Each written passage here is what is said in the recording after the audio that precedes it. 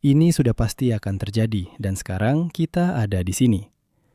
Tadi hari ini, sebuah F-15 yang terbang di wilayah Iran yang berdekatan dengan Pulau Kark jatuh. Pemerintah Iran mengklaim bahwa pesawat itu ditembak jatuh. Kedua awak pesawat berhasil keluar dengan kursi pelontar. Tim pencari dan penyelamat Amerika dengan cepat mengevakuasi salah satu dari mereka. Pada saat penulisan ini, dan perlu diingat bahwa ini adalah berita yang berkembang dengan sangat cepat, yang satunya lagi masih hilang. Sekarang, karena situasinya kemungkinan besar akan berubah lagi saat Anda menonton ini, yang ingin saya lakukan hari ini adalah membahas masalah umum yang sedang terjadi. Mungkin Iran akan menangkap penerbang itu, dan kita akan hidup dalam situasi yang akan saya jelaskan. Atau mungkin Amerika Serikat akan berhasil menyelamatkan penerbang itu. Tapi seiring berjalannya waktu dan perang terus berlangsung, dengan asumsi perang ini berlangsung lebih dari 2 atau 3 minggu, pada akhirnya kita akan kembali berada di posisi ini. Dan itu menimbulkan pertanyaan tentang bagaimana memandang situasi ini. Apakah itu terjadi sekarang atau nanti? Secara khusus, saya ingin membahas sejarah penembakan jatuh pesawat sayap tetap setelah Perang Dingin, untuk menekankan poin tentang keniscayaan situasi ini. Kemudian kita akan membahas konsekuensi politik jika Iran menangkap seorang penerbang dari pesawat yang jatuh. Setelah itu, kita akan membahas bagaimana hal ini dapat mengubah rencana pertempuran Amerika Serikat dengan memperhatikan gambaran yang lebih besar yang melibatkan Tiongkok. Tapi mari kita mulai dengan masalah penerbangan yang terus berulang. Dan untuk memperjelas, masalah di sini adalah sesuatu yang akan membuat militer negara lain merasa iri. Amerika Serikat bisa mendominasi langit seperti tidak ada negara lain yang mampu. Tapi itu tidak membuat Paman Sam tak terkalahkan, dan itu mungkin salah satu pelajaran utama hari ini. Operasi Badai Gurun tahun 1991 adalah buktinya, meskipun itu terjadi saat Amerika Serikat sedang bertransisi menjadi penguasa udara modern berteknologi tinggi. Pasukan Saddam Hussein menembak jatuh hampir 30 pesawat bersayap tetap selama perang, yang paling banyak diantaranya adalah A-10 Warthog. Mereka adalah pesawat yang sangat disukai, dan kita akan membahasnya lebih lanjut nanti. Bagaimanapun juga, kasus-kasus ini terasa berbeda dari situasi saat ini, karena Irak juga menangkap beberapa tawanan perang dari situasi pertempuran yang lebih biasa. Sebaliknya, perbandingan terbaik dengan situasi saat ini adalah dari Perang Bosnia, di mana Scott O'Grady bersembunyi di belakang garis musuh selama 6 hari sebelum operasi pencarian dan penyelamatan Amerika Serikat menemukan dan mengevakuasinya. Tambahkan F-16 ke dalam daftar pesawat yang tidak kebal. Di Kosovo, 2 target lagi berhasil ditembak jatuh. Salah satunya adalah F-117 Nighthawk yang terkenal sebagai pesawat siluman. Yang satunya lagi diterbangkan oleh David Goldfein yang kemudian menjadi Kepala Staf Angkatan Udara Amerika Serikat di bawah pemerintahan Obama. Jika mencoba mendekat ke masa sekarang, situasi saat ini mungkin terasa aneh karena tidak adanya penembakan pesawat seperti itu selama perang di Afghanistan dan Irak. Di pihak Saddam, satu lagi A-10 Warthog menjadi target pada tanggal 8 April 2003. Sementara itu, Taliban mengklaim berbagai serangan, namun tidak ada yang dikonfirmasi. Jika kita fokus hanya pada perang saat ini, Anda mungkin ingat bahwa para pembela Kuwait yang terlalu bersemangat menembak jatuh 3 F-15 pada tanggal 2 Maret. Namun itu adalah insiden salah tembak, sehingga tidak ada risiko pilot Amerika Serikat jatuh di belakang garis musuh. Dalam hal serangan musuh, ada berbagai laporan bahwa Iran telah menyerang MQ-9 Reaper. Namun itu adalah pesawat tanpa awak dan tetap tidak membawa risiko apapun. Hal menjadi serius pada tanggal 9 Maret ketika Iran mengenai sebuah F-35.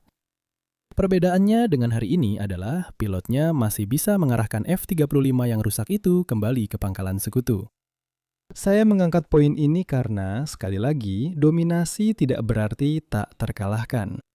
Saya yakin Anda sudah mendengar klaim bahwa serangan ini menunjukkan bahwa Amerika Serikat telah kehilangan kendali atas wilayah udara. Jika itu benar sekarang, maka itu juga benar pada tanggal 9 Maret lalu. Kendali atas wilayah udara seharusnya tidak ditentukan oleh apakah seorang pilot selamat atau tidak. Dengan kata lain, kita harus memperhatikan proses, bukan hasil. Saya tahu bahwa ini adalah cerita media yang sangat menarik ketika nyawa seorang penerbang dipertaruhkan. Dan karena itu, komentar di internet tentang topik ini akan meningkat. Tapi itu bukan cara yang tepat untuk melihat situasinya. Oleh karena itu, saya akan menggambarkan situasi saat ini sebagai lebih buruk daripada yang mungkin dipikirkan masyarakat umum. 24 jam yang lalu, tetapi kurang lebih sama dari sudut pandang yang lebih analitis. Karena risiko itu sudah dipahami sebelumnya. Untuk menegaskan kembali bahwa Amerika Serikat tidak terlalu khawatir tentang pesawat pencegat Iran lainnya, tim helikopter pencarian dan penyelamatan mendapatkan pengisian bahan bakar di udara langsung di atas wilayah Iran, yang dapat direkam dengan leluasa oleh warga Iran biasa. Jelas, ada kebutuhan mendesak untuk menemukan penerbang yang hilang, dan tampaknya mereka menjadi sasaran tembakan senjata ringan saat mencoba menemukan penerbang yang hilang tersebut. Tapi itu bukan sesuatu yang akan Anda lakukan jika Anda percaya bahwa pihak lain akan menembakkan roket lagi ke arah Anda. Di tengah kehebohan seputar insiden F-15, Iran juga menembak jatuh sebuah warthog di dekat Selat Hormuz. Ini tidak menjadi berita besar karena seperti kasus F-35 sebelumnya, pilotnya berhasil mengarahkan warthog ke tempat yang aman sebelum melontarkan diri. Pesawatnya mungkin sudah tua, tapi sangat tangguh. Dan ketangguhan itu mungkin telah mencegah kejadian ini menjadi berita yang jauh lebih besar. Sejauh ini, sampai Iran bisa mempertahankan tingkat penembakan jatuh seperti ini, kita masih akan melihat Amerika Serikat melakukan serangan bom ke Iran, karena tingkat ancaman yang terlihat belum cukup tinggi untuk membenarkan penarikan pesawat-pesawat itu. Namun, tetaplah bersama kami selama beberapa menit dan kita akan membahas beberapa penyesuaian yang mungkin terjadi. Sebagai pemikiran penutup tentang situasi risiko militer, jika ada kekhawatiran di sini, seharusnya karena situasinya tampaknya tidak menjadi lebih baik. Kampanye udara didasarkan pada melemahkan pihak lawan, sehingga mereka menjadi semakin lemah seiring waktu. Hari ini, kami menerima beberapa data di lingkungan yang jauh lebih besar, tetapi kapasitas pertahanan udara Iran yang masih tersisa seharusnya menimbulkan pertanyaan di Pentagon tentang arah perang ini. Dan kita harus membahas ini lebih dalam lagi, katakanlah dalam seminggu, jika ada beberapa penembakan jatuh lagi yang harus ditambahkan ke daftar. Kekhawatiran yang lebih besar adalah dampak politik dari apa yang terjadi ketika seorang pilot mendarat di wilayah musuh. Ini bisa berkembang dengan beberapa cara yang berbeda dan tidak ada satupun yang baik. Jenazah pilot yang tewas diseret di jalanan atau pilot yang selamat menjadi tawanan perang. Bagaimanapun juga, gambar-gambar itu menyebar di media sosial dan citranya sangat buruk bagi Amerika Serikat. Jika kita bisa memutar kembali ke hari pertama perang, saya bilang, jika kampanye ini berlangsung lama, pasti akan ada orang Amerika yang tewas. Apakah itu akan membuat publik yang mungkin bingung mengapa kita ada di sana sejak awal menjadi marah dan menentang perang?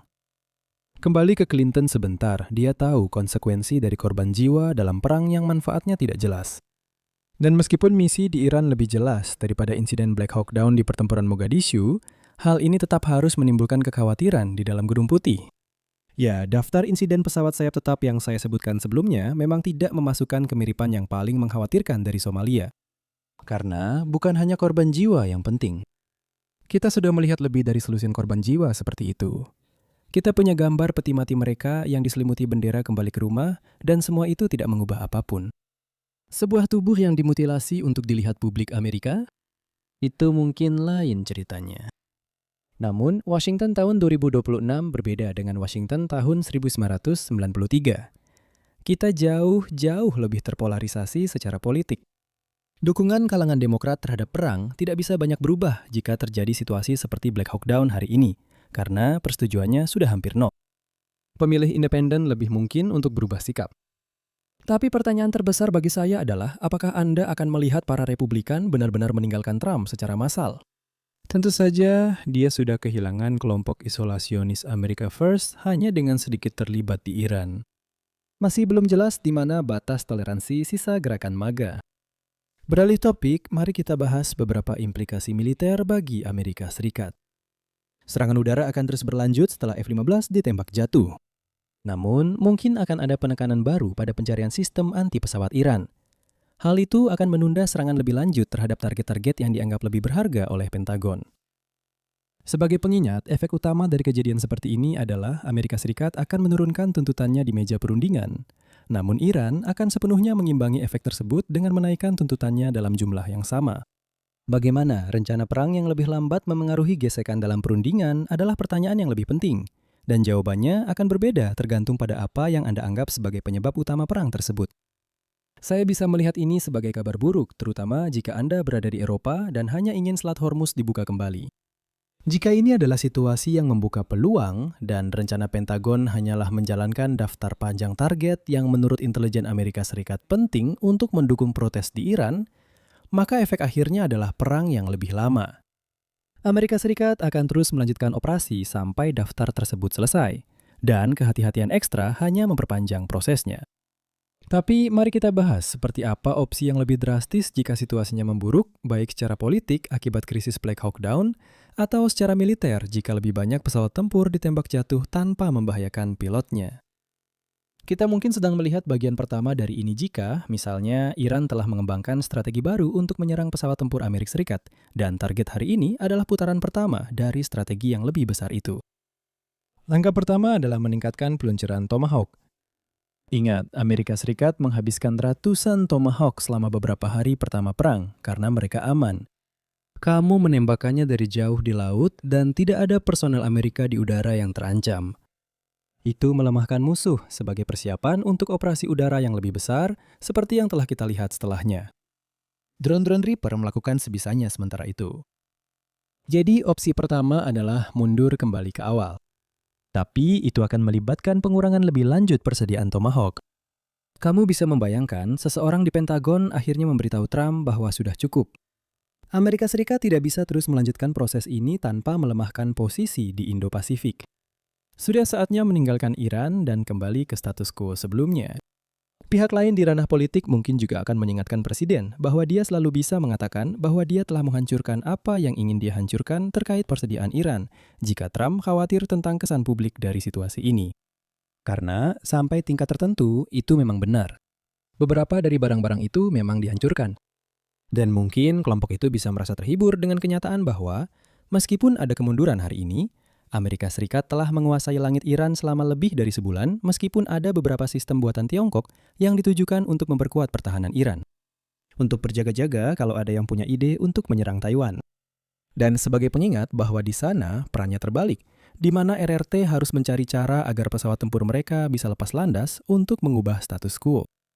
Kembali ke Iran, revisi strategi yang kurang drastis mungkin adalah mengurangi misi Warthog di sepanjang pantai Iran. Sekali lagi, itu adalah pesawat yang tangguh, tetapi mereka tidak memiliki pertahanan terhadap rudal anti pesawat. Jadi, serangan sapuan tembakan di sepanjang pantai mungkin tampak lebih berbahaya. Mungkin itulah yang terjadi hari ini. Triknya di sini adalah meskipun Warthog tidak sepenting pesawat tempur modern, nilai propagandanya jika berhasil menangkap pilotnya jauh lebih penting bagi Iran. Dalam kabar baik bagi Amerika Serikat, mereka bisa terus menipiskan jumlah drone Shahed langsung di atas Teluk, di mana jarak bisa berfungsi sebagai perisai bagi Warthog. Opsi menengahnya adalah mempertimbangkan kembali pesawat tempur mana yang terbang di atas Iran. Untuk lebih menegaskan bahwa Amerika Serikat sangat menyadari bahwa F-15 bisa terkena serangan, perlu dicatat bahwa F-15 bukanlah pesawat siluman. Namun F-35 adalah pesawat siluman. Jika Iran bisa menyerang pesawat siluman beberapa minggu yang lalu, tentu saja Iran akan lebih mudah menyerang pesawat non-siluman. Satu-satunya alasan CENTCOM menggunakan F-15 adalah karena mereka dapat membawa muatan yang jauh lebih besar. Jadi jalan tengahnya adalah untuk sementara menarik F-15, melunakkan sasaran lebih lanjut, lalu kembali ke program penuh. Oke, dengan itu apa saja poin penting yang bisa kita ambil hari ini?